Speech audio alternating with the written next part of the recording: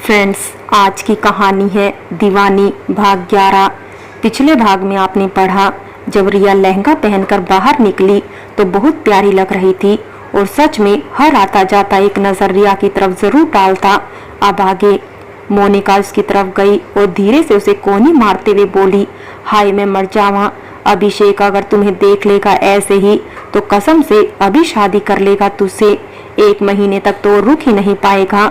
रिया ने उसे आंखें दिखाई तो मोनिका कहने लगी, अरे सच में यार गुस्सा क्यों होती है।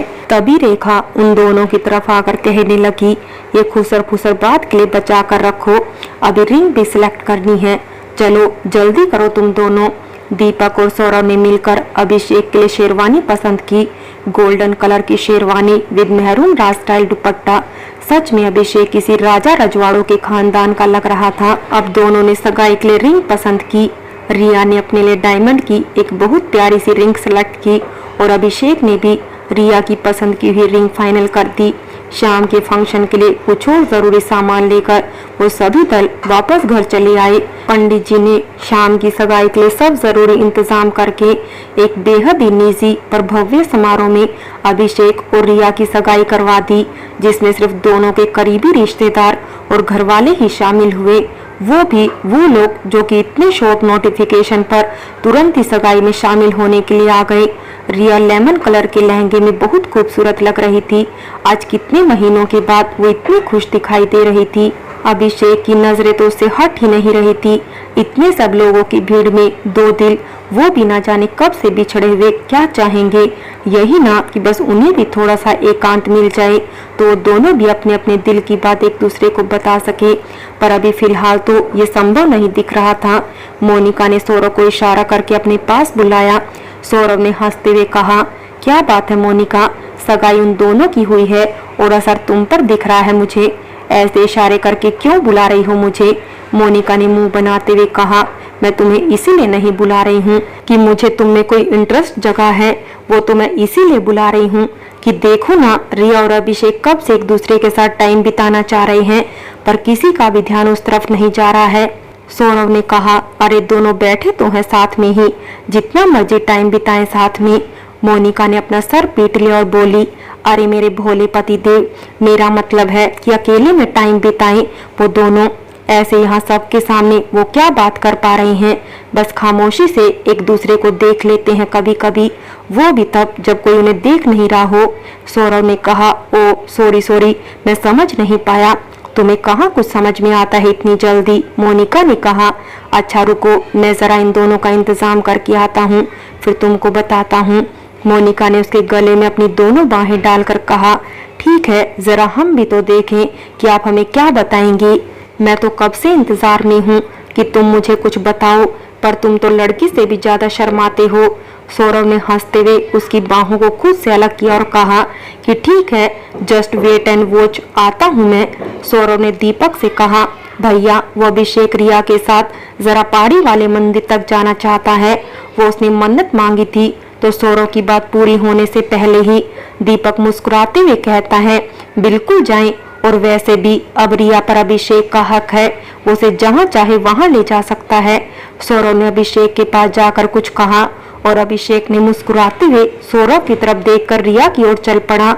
अभिषेक ने स्माइल पास करते हुए रिया की तरफ अपना हाथ बढ़ाया तो रिया ने पहले दीपक की तरफ देखा और फिर रेखा की तरफ देखा। दोनों ने ही मुस्कुराकर उसे हाँ बोल दिया। रिया ने अपना हाथ अभिषेक के हाथ में थमा दिया। दोनों वहां से पहाड़ी वाले मंदिर की ओर चल पड़े। मंदिर में उन दोनों ने देवी माँ की आरती की, उन्हें श्रृंगार का सामान अर्पित किया और प्रसाद चढ़ाया। माता रानी का आशीर्वाद लेकर बाहर आकर उन दोनों ने वहां मंदिर के बाहर बैठे कुछ गरीब लोगों को प्रसाद बांटा और कुछ रुपए दान में देकर वहां से चले आए। रिया भी बहुत खामोश सी थी, जैसे खुद को महसूस करने की कोशिश कर रही थी। अभिषेक ने एक पहाड़ी की टॉप पर गाड़ी रोक दी, उससे आगे रास्ता नहीं था। दोनों गाड़ी से बाहर निकलकर गाड़ी के गेट के सहारे खड़े हो गए। हल्का सा अंधेरा हो चुका था और उस पहाड़ी की चोटी से सारा शहर रोशनी में ऐसे चमक रहा था जैसे कई सारे जुगनू झिलमिला रहे हों। अभिषेक ने अपने हाथ में रिया के रिंग वाले हाथ को लिया और उसकी रिंग पर अपनी उंगली चलाने लगा और कहने लगा, आफ्टर ऑल तुम मेरी ही हो गई, पा ही लिया मैंने तुम्हें, सबसे लड़कर मौत को हराकर। अभिषेक के हाथ के ऊपर एक आंसू टपक कर गिरा।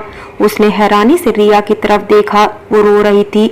अभिषेक ने उसे गले लगाते हुए कहा, भाभी सही कह रही थी, तुम रोने का एक मौका भी नहीं छोड़ती हो। रिया ने उसे कहा, मुझे अभी भी यकीन नहीं हो रहा है कि तुम मेरे पास में हो, हमारी सगाई हो गई है।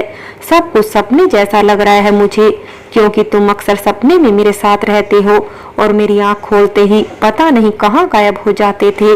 अभिषेक ने अपने हाथों में उसके चेहरे को भरते हुए कहा, मैं यकीन दिलाऊं तुम्हें कि मैं तुम्हारे पास हूँ और हमेशा रहूंगा। रिया ने धीरे से सर हिला दिया। अभिषेक ने उसकी सगाई वाली रिंग को किस किया और कहा, देखो इसे, तुमने अपनी खूबसूरत सी नाजुक सी उंगली में मेरे नाम की अंगूठी पहनी है, यानी मैं तुम्हारा हो गया हूँ। फिर अभिषेक ने उसके आंसुओं को चूमते हुए कहा, ये आंसू इस बात के गवाह हैं कि तुम और मैं अब साथ में हैं, क्योंकि इनमें मेरा ही अक्स नजर आ रहा है। रिया खामोशी से अपने एक हाथ से अभिषेक की शर्ट को कसकर पकड़े हुए थी और दूसरे हाथ को उसके कंधे पर रखे हुए थी। एज यूजुअल निगाहें नीचे किए हुए थी। अभिषेक ने अब बहुत हौले से उसे गाड़ी के दरवाजे से सटाकर खड़ा किया, जैसे कि वो कोई कांच की गुड़िया हो और जरा से झटके से वो टूट जाएगी। अभिषेक ने रिया की बंद आंखों को किस करते हुए कहा कि आंखों में हमेशा मैं ही रहता हूँ, तो फिर मैं तुमसे कैसे दूर हो गया। दोनों गालों को चूमते हुए उसने आहिस्ता से अपनी उंगलियों को उसके होठों पर फिराया, जैसे वो शायद रिया की परमिशन चाह रहा था। और रिया बस आंखें बंद किए खामोशी से खड़ी रही, सिवाय इसके कि उसके हाथों की पकड़ अभिषेक की शर्ट पर और कंधे पर और ज्यादा बढ़ गई थी। वो कांप रही थी। अभिषेक ने ध्यान से रिया को देखा।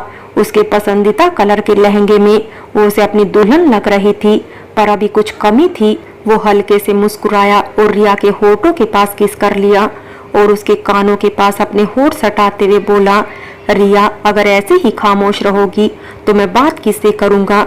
रिया अभिषेक की छुअन से सिहर उठी थी, पर अभिषेक के इस बिहेवियर से वो मन ही मन मुस्कुरा उठी थी और उसके कंधे पर अपना सिर टिकाते हुए बोली, अभी तो बस तुम्हें जी भर के महसूस कर लेने दो मुझे, अभी सांस लेने की फुर्सत नहीं है कि तुम मेरी बाहों में हो, कुछ देखने की जरूरत नहीं है, तुम ही तुम निगाहों में हो। अभिषेक ने रिया के माथे को चूमते हुए कहा, अब घर चले, बहुत देर हो रही है, सब परेशान हो रहे होंगे और हमारा इंतजार भी कर रहे होंगे। रिया ने कहा, ठीक है अभी घर चलते हैं, पर कल तुम मुझसे मिलने आओगी ना, होली खेलने। अभिषेक ने मुस्कुराते हुए पूछा, हाँ आऊंगा, तुमसे मिले बिना अब मुझे भी कहाँ अच्छा लगेगा, और वैसे भी कल मुझे तुम्हें कुछ दिखाना भी है और होली भी खेलनी है। अच्छा पर क्या, ये तो सरप्राइज है, कल ही पता चलेगा। रिया ने कहा, ठीक है कल ही बताना, और दोनों एक दूसरे का हाथ थामे गाड़ी में बैठकर घर की ओर निकल गए। अभिषेक रिया को घर छोड़कर माँ के साथ अपने घर की ओर निकल गया। शाम को सब लोगों ने मिलकर होलिका पूजन किया।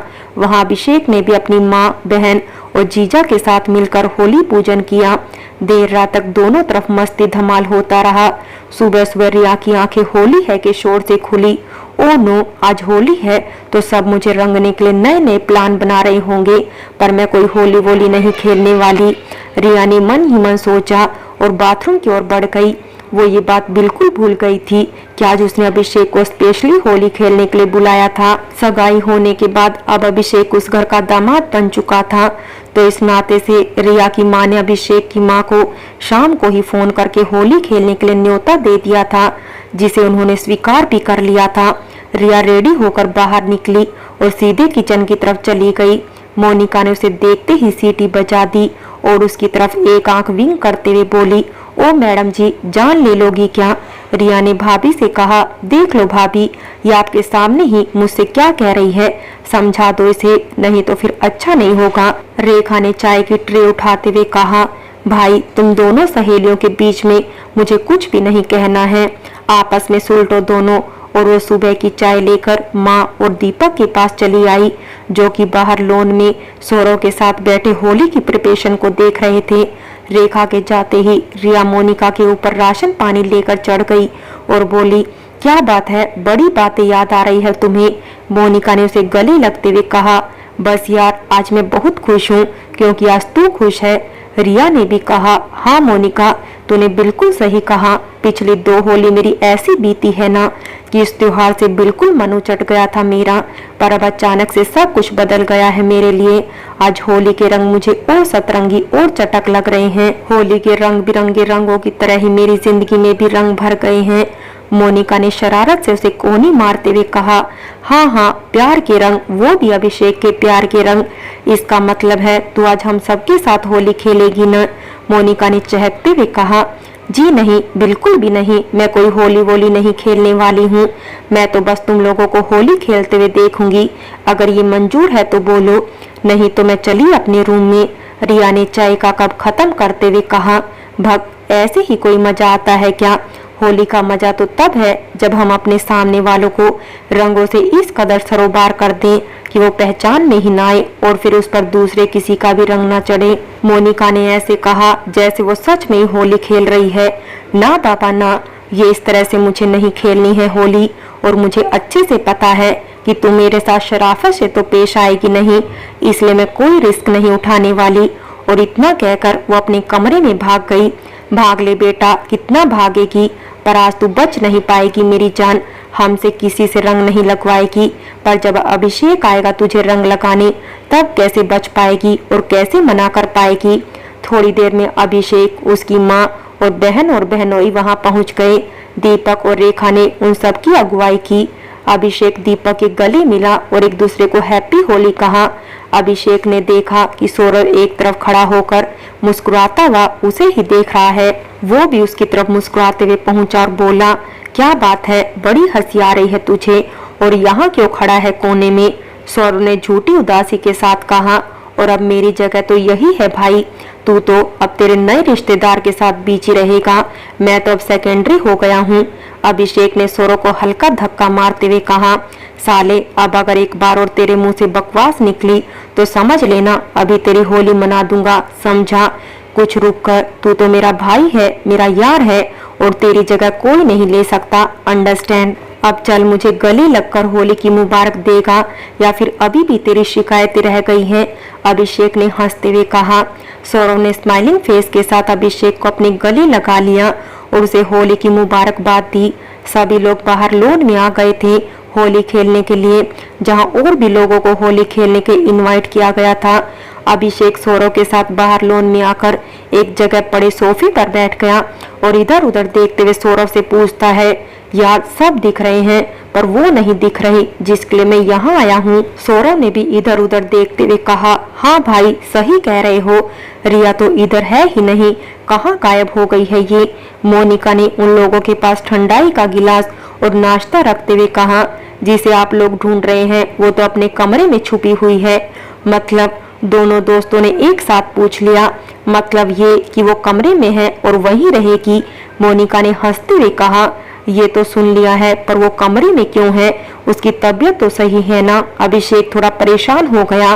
फ्रेंड्स, बाकी की कहानी अगले भाग में देखें, और अगर कहानी अच्छी लगी हो तो लाइक करें, शेयर करें, और प्यार भरी कहानी चैनल को सब्सक्राइब करें।